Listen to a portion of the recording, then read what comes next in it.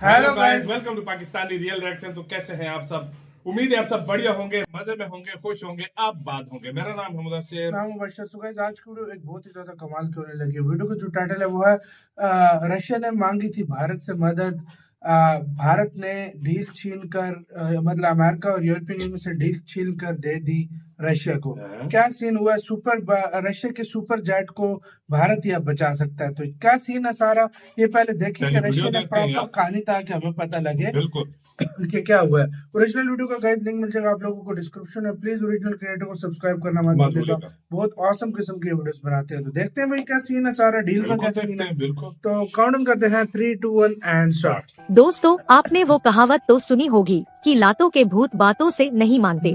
पश्चिमी देशों का हिसाब भी कुछ ऐसा ही है। रशिया के मैटर पर बार बार भारत को घेरने वाले पश्चिमी देशों को अब भारत ने एक बड़ा झटका दे दिया है। भारत ने मल्टी बिलियन डॉलर्स का एक प्रोजेक्ट इन देशों से छीन कर रशिया को थमा दिया है। इसके साथ ही भारत ने ये प्रोजेक्ट रशिया को देकर रशिया की सिविल एयरलाइन इंडस्ट्री को डूबने से भी बचा लिया है। जैसा कि आपको याद होगा कि भारत ने एयरबस और बोइंग नाम की दो वेस्टर्न कंपनियों को 470 एयरक्राफ्ट बनाने का ऑर्डर दिया था। ये दोनों कंपनी फ्रांस और अमेरिका की कंपनी है। इस ऑर्डर की वजह से दोनों देशों में लाखों लोगों को रोजगार मिला है। भारत को ये उम्मीद थी कि ऑर्डर मिलने के बाद ये दोनों देश रशिया के ऊपर भारत को घेरना छोड़ देंगे। रशिया को लेकर भारत से कोई भी क्वेश्चन नहीं पूछेंगे। लेकिन इन्होंने ऑर्डर मिलते ही भारत को अपना असली चेहरा दिखा दिया है। इस वक्त भारत में G20 समिट चल रहा है और इस दौरान डेवलपमेंट और ग्लोबल इश्यूज को छोड़कर बार बार यूक्रेन और रशिया युद्ध को बीच में लाया जा रहा है। इस चक्कर में G20 की फॉरेन मिनिस्टर्स और फाइनेंस मिनिस्टर्स की मीटिंग को बिना किसी ज्वाइंट स्टेटमेंट के ही खत्म करना पड़ा। अब क्योंकि भारत इस साल G20 का प्रेसिडेंट है और ये सारी मीटिंग्स भारत में हो रही है, इसलिए पूरी दुनिया में भारत का नाम खराब हो रहा है।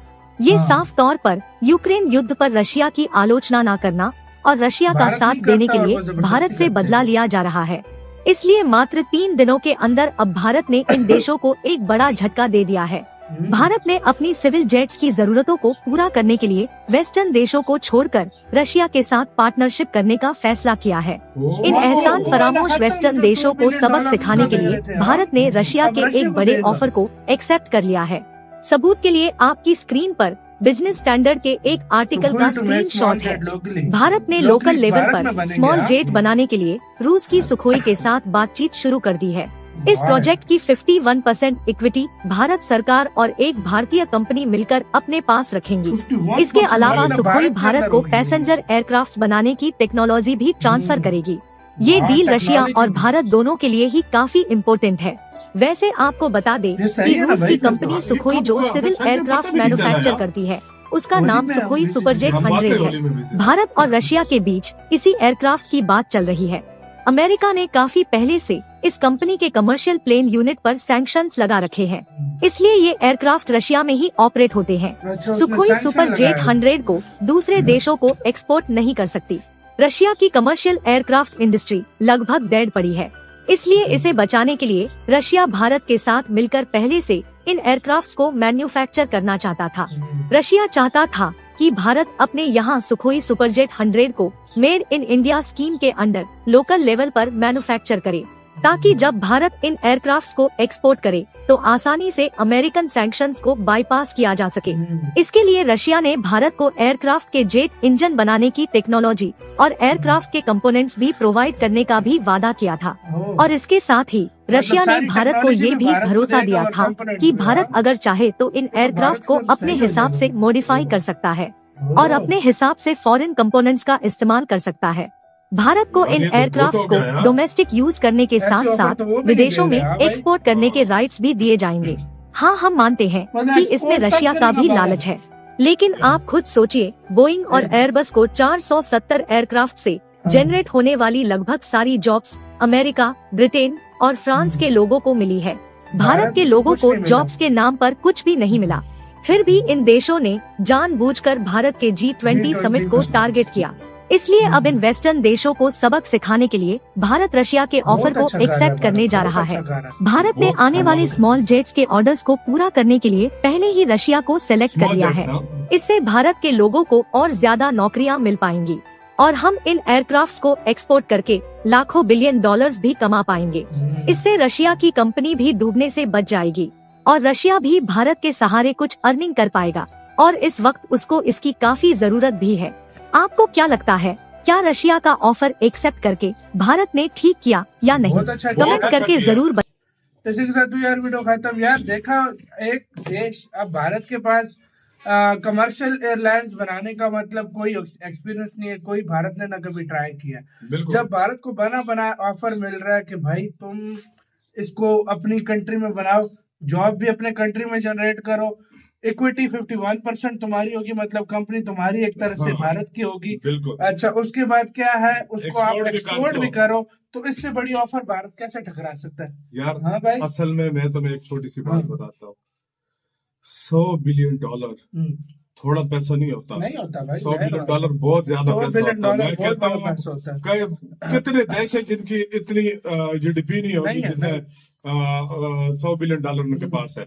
दूसरी बात, उसके बावजूद भी वो जाके यूक्रेन की बात कर रहे हैं बार बार, मतलब भारत का पहली बार देखा जाए तो हिस्ट्री में पहली बार भारत G20 समिट कर रहा था, अपने अंडर ली थी, तो भारत के लिए मौका था कि रोड़ा कोई ना अड़काए। भारत ने कभी किसी देश के लिए रोड़ा नहीं अड़काया, उनके मतलब काम में दखल अंदाजी नहीं दी। तो भारत भी यही एक्सपेक्ट कर रहा था कि इससे पहले ही $100 बिलियन की डील करता हूँ, उनका मुंह बंद हो जाएगा।